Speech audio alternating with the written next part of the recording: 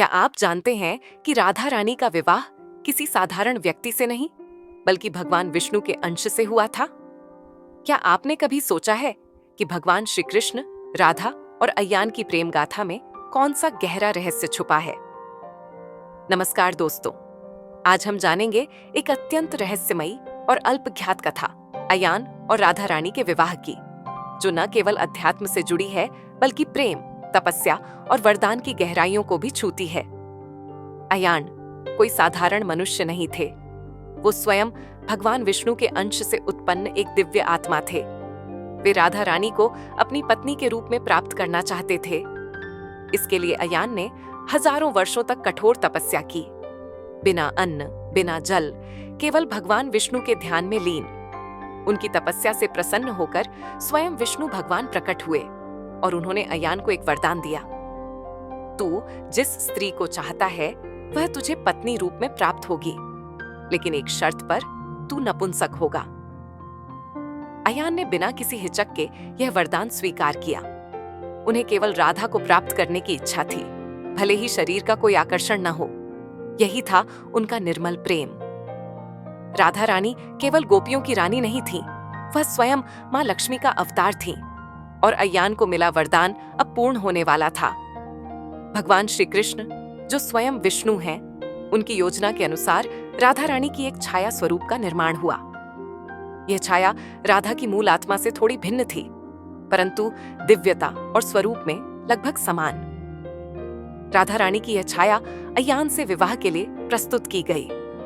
विवाह की सभी विधियां निभाई गईं, मंत्र, यज्ञ, 7 फेरे। लेकिन यह विवाह केवल प्रतीकात्मक था। यह विवाह उस वचन को पूर्ण करता था जो अयान को विष्णु भगवान ने दिया था। राधा की मूल आत्मा तब भी श्री कृष्ण में लीन थी। कई लोग ये प्रश्न पूछते हैं कि यदि राधा और कृष्ण एक थे तो फिर राधा का विवाह अयान से क्यों? उत्तर छुपा है लीला में। ये लीला हमें यह सिखाने आई थी कि प्रेम केवल शरीर तक सीमित नहीं होता। अयान का प्रेम इतना शुद्ध था कि उसमें वासना का कोई स्थान नहीं था। वह केवल राधा के चरणों में स्थान चाहता था और भगवान विष्णु ने उसका यह प्रेम स्वीकार किया। श्री कृष्ण ने राधा की छाया को अयान के लिए प्रस्तुत कर एक ऐसी व्यवस्था की जिससे सभी का सम्मान बना रहे, वचन का पालन हो, प्रेम की मर्यादा भी बनी रहे। अयान और राधा की इस लीला के बाद राधा ने गोपियों की नायिका और कृष्ण की प्रेमिका के रूप में अपना जीवन जिया। समाज के सामने वह अयान की पत्नी के रूप में मानी जाती थी, लेकिन आत्मा से वह श्री कृष्ण की थी, हैं और रहेंगी। श्री कृष्ण ने इस पूरे प्रसंग में समाज, धर्म और प्रेम तीनों की मर्यादा बनाए रखी।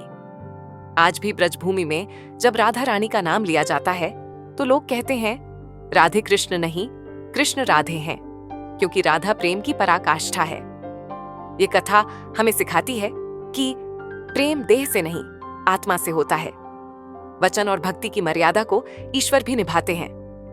तपस्या और निस्वार्थ प्रेम का फल कभी व्यर्थ नहीं जाता। अयान का यह विवाह हमें दिखाता है कि प्रेम की असली शक्ति त्याग में है, न कि अधिकार में। यह कथा अनोखी है, अद्भुत है और हर उस व्यक्ति को छू जाती है जो प्रेम में विश्वास रखता है। मित्रों, अगर आपको यह कहानी दिल से छू गई हो तो इसे जरूर साझा करें।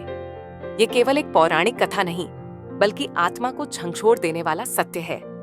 नीचे कमेंट में बताइए, क्या आपने कभी ऐसा प्रेम महसूस किया है जो निस्वार्थ हो? और हाँ, ऐसे ही और भक्ति, प्रेम और दिव्यता से जुड़ी कहानियों के लिए चैनल को सब्सक्राइब जरूर करें। राधे राधे।